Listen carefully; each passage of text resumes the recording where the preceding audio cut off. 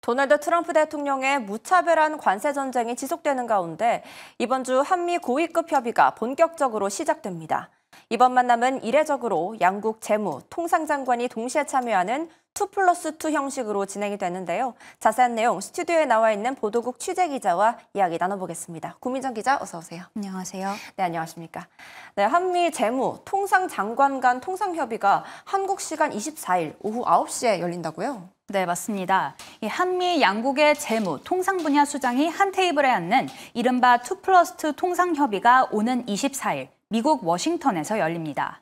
협의에 참석하기 위해 오늘 오전 최상목 경제부총리가 먼저 방미길에 올랐습니다. 함께 다지는 논의의 물꼬를 트고 돌아오겠습니다. 네, 감사합니다. 이어서 안덕근 산업부 장관이 내일 미국행 비행기에 오를 예정입니다. 이 미국 측에서는 스콧 베센트 재무장관과 제이미슨 그리어 무역대표부 대표가 각각 협의에 나서게 됩니다. 정부는 이번 만남이 미국 측의 제안으로 성사됐으며 이 2+2라는 협의 방식 역시 미국이 제시했다고 밝혔습니다. 한덕수 대통령 권한대행은 어제 이번 협의에서 양국이 상호 윈윈할 수 있는 방안을 찾는 데 총력을 기울일 것이라고 강조했는데요. 관련 발언 들어보시죠.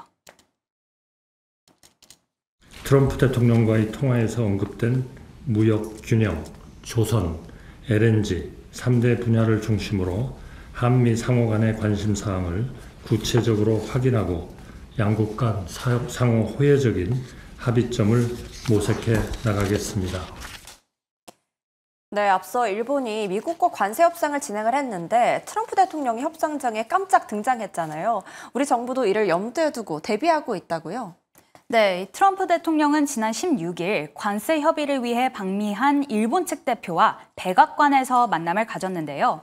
협상장에 예고 없이 등장한 트럼프 대통령은 대일 무역 관련 불만을 쏟아낸과 동시에 이 주일 미군 주둔비 증액을 요구하며 협상 전면에 나섰습니다.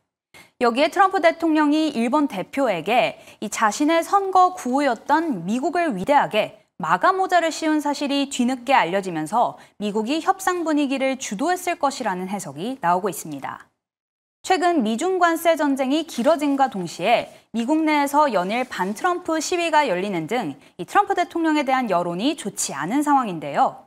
이에 성과에 대한 압박이 커진 트럼프 대통령이 이번 한미 통상협의에도 직접 등판할 가능성이 있어 정부도 이를 예의주시하는 분위기입니다.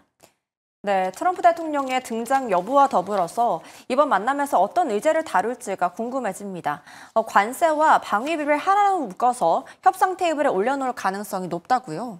네, 우선 우리 정부는 미국이 부과한 상호 관세와 자동차, 철강, 반도체에 대한 품목별 관세 부담을 최소화하는 것을 목표로 협상에 나섭니다. 이를 위해 무역 균형 추구와 비관세 장벽 해소 노력 등을 함께 담은 패키지를 제안할 것으로 보이는데요. 특히 알래스카 LNG 프로젝트와 이 조선 분야 협력이 관세 최소화를 위한 지렛대 역할을 할 전망입니다. 미국 측은 지난해 566억 달러, 우리 돈 80조 6천여억 원에 달한 우리나라의 대미 무역 흑자를 줄일 방안을 요구할 것으로 보입니다. 여기에 미국이 방위비 조정 이슈를 제기할 가능성도 높아 보이는데요. 트럼프 2기 행정부는 출범 이후 심각한 재정 적자 문제를 해결하기 위해 국방비 부담을 최소화하려고 하고 있기 때문입니다. 트럼프 대통령은 대선 때 한국을 머니머신, 현금 인출기에 비유하며 한국의 방위비 분담금을 현재 9배에 달하는 100억 달러로 높여야 한다고 주장하기도 했습니다. And if I were there now, they'd be paying us $10 billion a year. And you know what? They'd be happy to do it. It's a money machine, South Korea. You're going to mention Taiwan.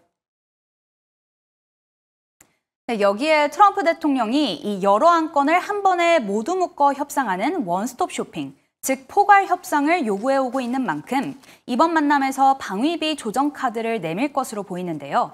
우리 정부는 통상과 안보를 분리 대응하는 투트랙 원칙으로 대응해 나간다는 방침입니다. 네, 결국 이번 만남에서는 방위비 조정 문제가 최대 변수로 작용할 것 같습니다. 일각에서는 비관세 무역 장벽, 이것에 대한 개선 내용도 거론될 수 있다고 하는데 어떻게 보십니까? 네, 이 트럼프 대통령은 현지 시간 20일 소셜미디어인 트루스 소셜에 환율 조작을 포함한 8가지 비관세 부정 행위에 대해 소개했는데요. 기획재정부와 산업통상자원부 안팎에서는 이 팩트 차원에서도 트럼프 대통령의 타겟은 한국과는 거리가 있다고 설명했습니다. 다만 일각에서는 30개월령 이상 미국산 쇠고기 수입 제한 등의 보호주의적 농산물 기준, 또 고정밀 지도 데이터의 해외 반출 제한과 같은 이 디지털 통상 장벽 등의 의제가 협상 테이블에 오를 수 있다고 예상하고 있습니다. 네, 트럼프 대통령이 이번 만남을 통해서 구체적인 성과를 원하고 있는 만큼 다양한 변수가 존재할 것 같습니다. 그런데 우리나라 입장에서는 조만간 새 정부가 꾸려지는 만큼 신중론이 대두되는 상황이라고요? 네, 맞습니다. 우리 정부는 이번 한미 만남을 협상이 아닌 협의로 규정했습니다. 6월 3일 대선을 앞둔 만큼 이 국익이 걸린 최종 결정을 내리기보다는 협상 기반을 마련하는 데 주목하겠다는 건데요. 트럼프 정부가 먼저 협상하는 국가가 더 유리한 합의를 할 수 있다고 강조하며 이 속도전을 유도하고 싶어하는 것과는 별개로 우리 정부는 장기전에 나선 것으로 보입니다. 안덕근 산업통상자원부 장관 역시 트럼프 행정부 내내 관세 문제가 이어질 가능성이 있다며 섣불리 협상을 타결하기보다는 이 협상의 틀을 이어나가는 게 중요하다고 말했습니다. 네, 한미 고위급 회담에 대해서 한번 알아봤습니다. 구민정 기자 잘 들었습니다.